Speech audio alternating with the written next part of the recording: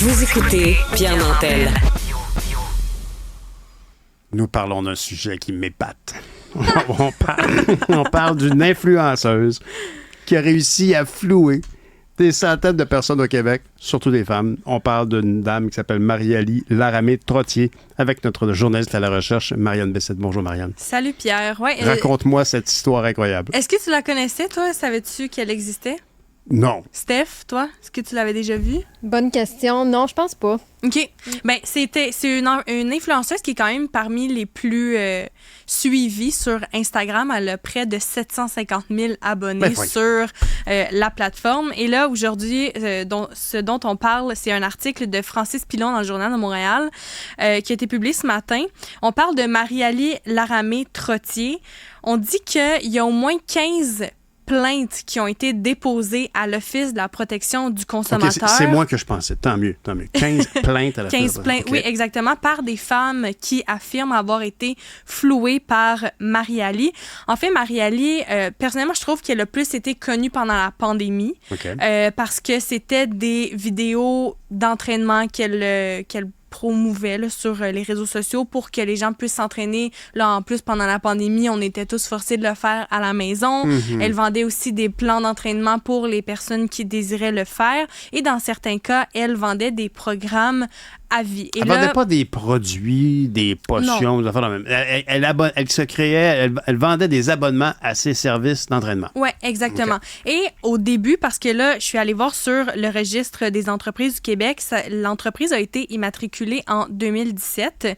Et au début, elle avait l'air quand même bien intentionnée, là, de bien faire son travail, de vraiment être présente pour les femmes. Je suis allée voir, j'ai même creusé un peu là, un article du Soleil qui a été publié en 2020 au sujet de Marie-Ali parce qu'elle a fait une carrière en fitness, elle a même été quand même elle a eu beaucoup de succès en soccer. Puis elle a dit qu'en vieillissant, elle a eu le goût d'aider les gens à atteindre leur propre objectif. Donc, elle a décidé de s'adresser aux femmes et avec le Wonder Squad, qui est aussi le nom de sa plateforme, elle voulait vraiment focusser sur les femmes. Elle voulait que chaque membre prenne conscience de son plein potentiel, de sa force intérieure. Donc, chaque membre de la Wonder Squad. Oui, exactement. Donc, c'est vraiment ce qu'elle vendait au début. Mais là, ce qu'on rapporte aujourd'hui, c'est un peu le contraire. Là. On dit vraiment qu'elle était absente. Il y a même une jeune fille qui a témoigné dans la vingtaine. Elle dit qu'elle a perdu 460 $ pour ses supposés entraînements à vie. On dit aussi qu'elle ignore ses messages. Et c'est pas la première. Honnêtement, là, mis à part le témoignage qui a été publié ce matin dans le Journal de Montréal, moi, je faisais partie de la page Facebook. C'est le Marie-Ali Challenge sur Facebook. Puis, c'était pas la première fois que je voyais ça apparaître. Là. Je voyais ça, j'ai pas reçu de message. Donc, il y en a qui ont eu une belle... Il y avait une communauté qui se plaignait de choses irrégulières. Oui, exactement. Directement sur la page de Marie-Ali sur Facebook, dont Marie-Ali fait partie. Elle publie à l'occasion également. Donc, il y en a, oui, qui ont eu une mauvaise expérience, d'autres en ont eu une bonne. Mais bref, donc, ce qu'on lui reproche vraiment, c'est de s'être inscrit à des abonnements à vie, puis finalement, de ne pas avoir accès à ces abonnements-là sur Internet. Et il y a le porte-parole de l'Office de la protection du consommateur, Charles Tanguay, qui dit que le problème avec les abonnements à vie, c'est que le contrat, c'est souvent pour la durée de la vie du commerçant et non celle du client. C'est une nuance importante. Et là, l'entreprise a déclaré faillite en novembre 2023, selon le registre des entreprises du Québec. Donc, est-ce que ça a un rapport avec la dégradation du soin qu'elle donnait à ses abonnés?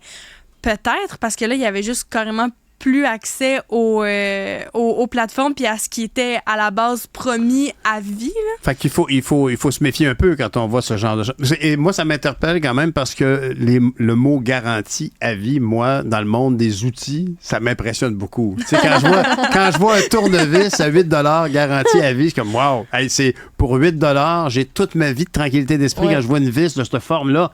Je l'achète. Mm-hmm. Alors, mais évidemment, la compagnie, il faut qu'elle soit encore en vigueur. Mais en général, moi, c'est un argument de vente. Quand on me parle d'une garantie sur n'importe quoi, alors, je peux comprendre que ces gens-là se disent, c'est un service à vie. On s'abonnait pour avoir un entraînement ou un programme d'entraînement à vie, utilisable à vie. Ouais. De toute évidence, il n'y a plus de mise à jour, il n'y a plus rien qui arrive. Dans Ouais. une si petite communauté, on réussit à s'escroquer entre nous. C'est pas beau, ça. Non, mais c'est ça, mais aussi, qu'est-ce que... en fait, je veux savoir, est-ce que tu penses qu'on vend du rêve, toi?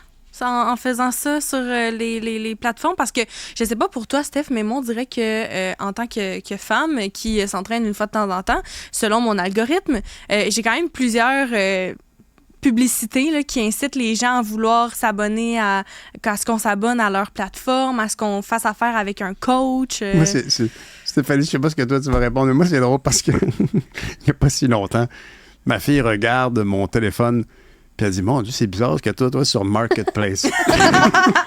Mais des algorithmes, il y en a dans tout. Là. Ben C'est oui, ça ben qui oui. est Elle hallucinant. voit des pneus, elle voit des outils, elle Ben voit oui. une échelle, elle voit un réservoir d'eau chaude, elle voit un paquet de trucs qui ont rapport. Alors, À ce non, que je crois tu pas que... cherches, là. Oui, je crois pas que j'ai beaucoup de gens qui me proposent des plans d'entraînement. Mais tu sais, c'est sûr qu'il y a quelque chose de tentant. Tu sais, moi, j'en suis une influenceuse qui a sa propre plateforme. Tu sais, c'est sous forme d'application. Puis là, tu sais, c'est mensuel. là. Il n'y a pas de promesse de garantie À à vie. Puis tu sais, c'est que ces gens-là sont tellement actifs. Tu sais, ils savent que leurs revenus dépendent de leur publication sur les réseaux sociaux. Donc, ils en mettent, puis là, ils mettent le paquet, puis là, c'est des petites vidéos courtes, punchées, où qu'on voit leurs abdominaux si bien définis ou si maquillés. Bien qu'on ne sait plus si c'est vrai ou si c'est pas vrai, mais je pense que, tu sais, dans leur cas, à eux, c'est 100% vrai, mais ils font ça de leur vie, on s'entend.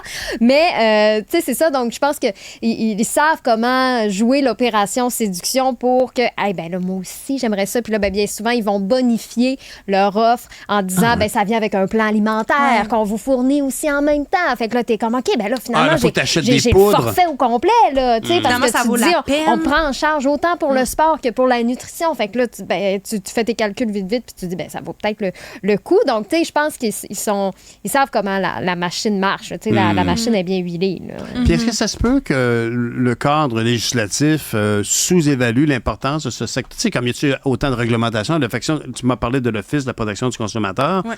Quelle a été leur réaction dans tout ça? Est-ce qu'il y a-tu comme des cases réglementaires qui ont été cochées qui fait que ultimement on a tel ou tel recours? Est-ce que c'est bien encadré, ces services-là? Ben c'est sûr que là, c'est parce que là, en fait, elle, ça fait partie d'une entreprise. Elle a vraiment déclaré son entreprise au registraire. Donc, veut pas, le fait de la protection du consommateur a un rôle à jouer là-dedans. Puis là, comme je te disais tantôt, vraiment, lui, ce qu'il dit, c'est que qu'est-ce qu'on vend, tu sais, quand on voit garantie à vie, toi, tu te dis, ben garantie à vie, c'est bon pour tout le temps, mais quand tu t'en vas dans les petits critères, tu sais, les petits critères Ben ouais. que personne lit, Ben puis oui. les petits critères Ben ou écoute. qu'on entend vite à radio, là. Puis on s'habitue d'ailleurs à ne pas les lire parce que Ouais. je me souviens plus quelle démarche j'ai fait l'autre jour sur Internet. C'est marqué, veuillez cocher que vous avez bien lu les conditions particulières à l'entente. Et là, donc, soit que tu dis oui puis tu l'as pas lu, ou si tu vas les lire, là, Ça prend 3 jours. Ben oui. c'est ça. Ça n'a aucun Ouvrable. sens. Ça n'a aucun sens, honnêtement. C'est comme... Alors, on banalise le fait de ne pas lire les petits caractères de plus en plus. Je pense que... En tout cas, moi, mon impression, quand j'étais à la Chambre des communes, c'est que le législateur est en retard sur la vraie vie. Tu sais, dans le sens qu'on encadre... Tu sais, par exemple, moi, j'en ai parlé en masse du fait que notre culture était menacée parce que les gens écoutent de plus en plus du contenu en ligne et que les normes, les réglementations canadiennes et québécoises ne s'appliquent pas. Et donc, on voit de moins en moins de produits culturels. On sait que sur Spotify, l'écoute de contenu québécois, c'est de l'ordre de 5 %. Alors, j'en ai beaucoup parlé de ça. Puis, on commence tranquillement. On est en retard sur ça. Mais est-ce qu'on est en retard aussi sur les nouvelles pratiques commerciales? Je pense que oui. Ben peut-être parce que... Mais en fait, c'est juste que on dirait... Ben pas on dirait, là. Tout le monde se tourne sur Internet maintenant.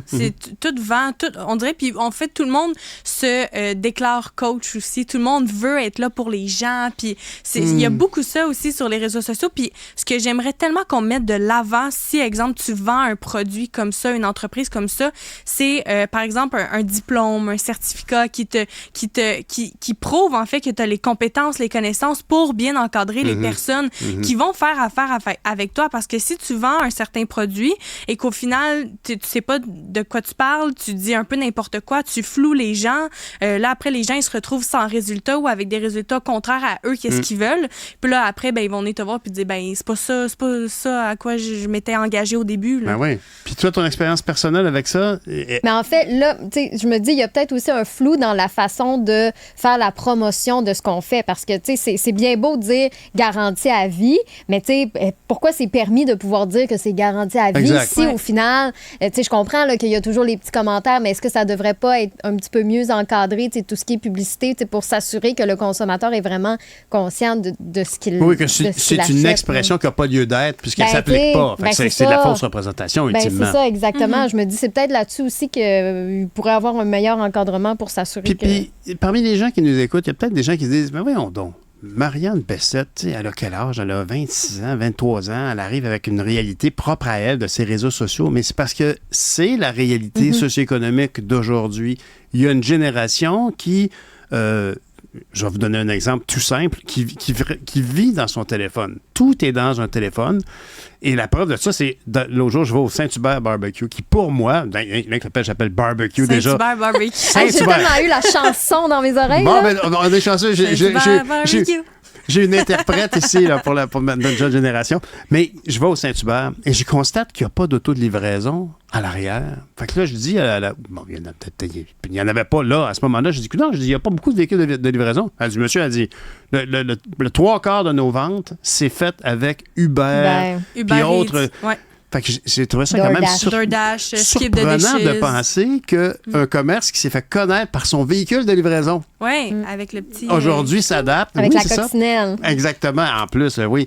Alors, oui, la jeune génération travaille beaucoup avec son téléphone, puis je pense que le cadre réglementaire, la loi, doit en tenir compte. C'est la même chose pour un paquet de trucs. Les influenceurs au niveau culturel ont une grande importance. Si quelqu'un vous dit, il y a tel artiste, tel film... c'est devenu une force en puissance qui se passe dans le téléphone des jeunes générations, puis il va falloir encadrer ça. Je ne dis pas qu'il faut arrêter ça, mais il faut l'encadrer par contre. Parce que c'est les jeunes aussi qui consomment le plus de produits de réseaux sociaux à la base. Là. Je te parle souvent de TikTok. Si t'es pas connu ça sur n'importe quelle plateforme, on dirait que ta notoriété vaut moins qu'une personne qui a plus d'abonnés que toi. Puis c'est la même chose aussi dans n'importe quoi. C'est un critère d'appréciation sociale qui compte, ça? Quelqu'un entre amis? Non. Parce que l'autre jour, excuse-moi, je t'arrête, Stéphanie, parce que... Marianne, parce que Stéphanie, tout à l'heure, il y a quelques jours, Marianne a évoqué avec une dame de la Société canadienne d'Emma Québec, la Société canadienne d'Emma Québec, que dis-je? De Emma Québec, j'allais dire la Société canadienne du sang. Donc, elle parlait avec cette dame d'Emma Québec, puis elle lui disait, oui, de temps en temps, entre amis, on va faire un don de placement. Tu parles d'une activité sociale, toi. Alors, mais c'est super, c'est vraiment admirable, c'est magnifique, mais est-ce que dans un groupe de jeunes aujourd'hui, le nombre d'abonnés, ça compte dans la cote sociale d'une personne ou c'est plus, mettons, à l'école, dans un milieu moins proche que un cercle d'amis? Bien, ça dépend à qui tu parles, mais si on parle plus des influenceurs, eux, c'est vraiment quand même super important. Ben oui. Une personne qui veut se faire connaître, moi, le nombre d'abonnés que j'ai, honnêtement, ça me dérange pas. C'est pas les influenceurs que ça a l'importance que tu viens de me dire. Non, exactement. Ben, c'est ça. Si c'est plus, mettons, un cercle d'amis, c'est pas mon nombre d'abonnés qui va me définir. Mais par contre, si une personne veut être connue ou si quelqu'un veut aller chercher, veut aller vendre aussi des produits, là, ou être côté sponsorisé. publicitaire, côté marketing, peut-être pas le nombre d'abonnés, c'est pas ce qui va être regardé, c'est plus le nombre d'interactions sur les publications qui va être regardé. Mais oui, ça devient des professionnels. Ça devient des professionnels. Oui. Ils sont sponsorisés ou pas par des commanditaires. C'est comme ça qu'ils gagnent leur sous. Ben oui, puis il y a n'importe qui fait des sponsors, puis n'importe qui veut vendre ses produits. Mais moi, je reçois du monde qui veulent vendre leurs bijoux, là, puis j'ai même pas 1000 abonnés. Là. Tout le monde veut vendre tout, là. Marianne Bessette, revente d'or et de métaux précieux. Avec une annonce sur le bord de centre d'achat avec des lumières qui tournent autour. Marianne, merci. Tu me prends toujours vraiment, comme on dit, j'allais dire par le mot. Surprise. Oui, exactement. Merci d'avoir m'aidé à trouver le bon mot parce que j'ai tendance à mettre trop d'anglicisme quand je m'exprime. Compléter merci beaucoup, tes phrases. Marianne et Stéphanie. Merci beaucoup. Salut.